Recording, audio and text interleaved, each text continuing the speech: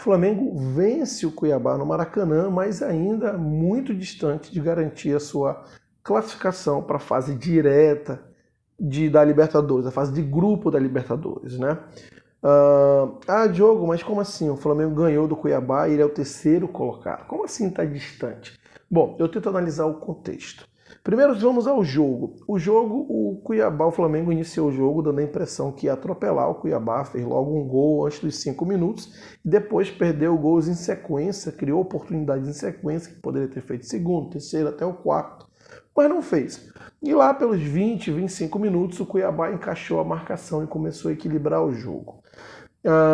No final do primeiro tempo, ao final do primeiro tempo, quando o jogo já estava equilibrado, o Flamengo conseguiu fazer seu segundo gol através de um cruzamento e o Pedro, de cabeça, como um ótimo atacante, foi lá e deixou o seu.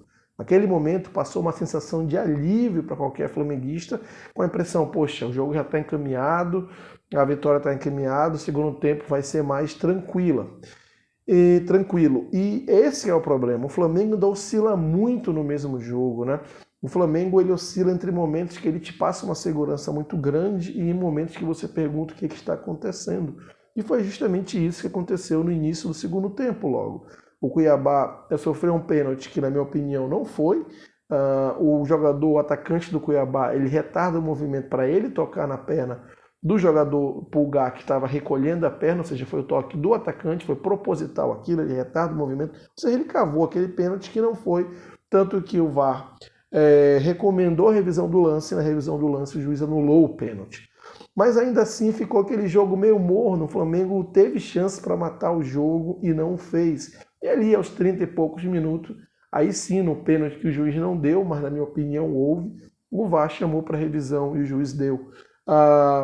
Só para explicar, houve porque o jogador do Cuiabá estava de frente para o gol, ele não vê o jogador do Flamengo chegando, ou seja, não tem nenhum movimento deliberado do jogador do Cuiabá em cavar, ele de fato é tocado e aquilo atrapalha a finalização que sai completamente fora do contexto e ele erra o chute. Então ali para mim é um lance subjetivo, ok, talvez o VAR não devesse ter chamado, mas eu não vou reclamar de um lance que eu achei que realmente foi pênalti. Agora, o ponto não é esse, o ponto é que o Flamengo oscila muito, um jogo que era para ele ter matado, ele teve as oportunidades, ele não o fez.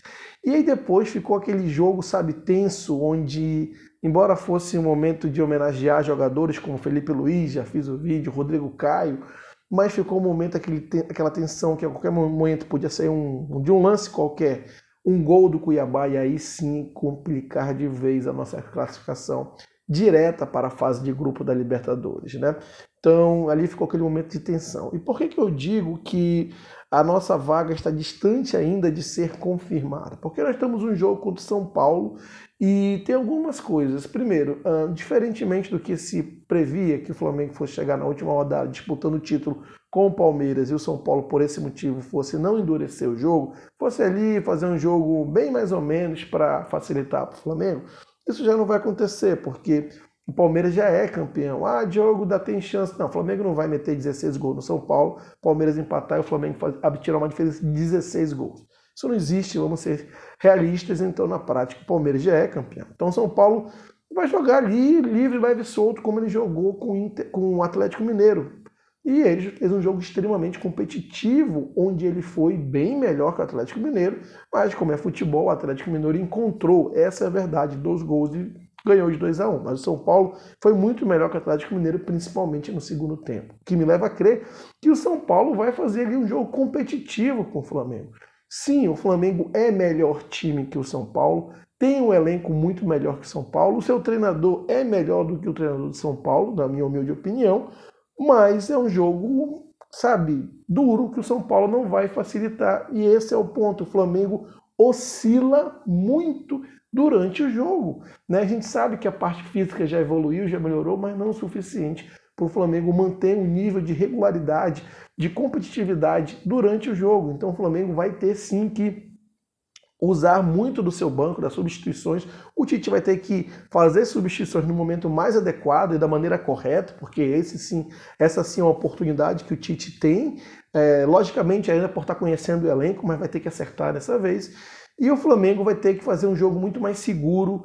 E eu diria até que um empate não seria um mau resultado, tendo em vista que desses três times que ameaçam Flamengo, Botafogo, Grêmio e Atlético Mineiro, eu acredito que pelo menos Grêmio que está abaixo, né? Grêmio e Botafogo devam empatar. Eu acho que o Flamengo tem que fazer um jogo muito seguro, sem ir para cima direto do São Paulo. Como eu disse, é um jogo meio ali que preocupa.